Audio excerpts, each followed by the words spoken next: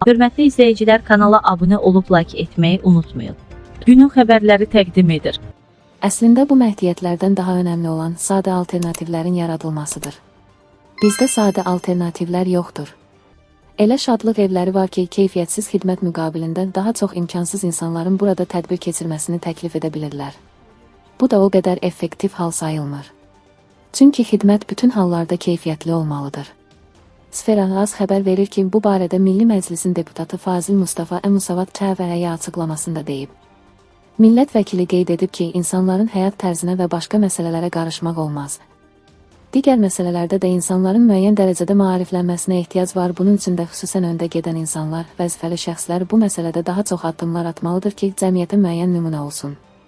Amma yenə də sadə, alternativ imkanlar olmalıdır. Məsələn, imkanı olmayan ailələrin toy və başqa məclisləri təşkil etməsi forması hər halda seçim imkanları olmalıdır.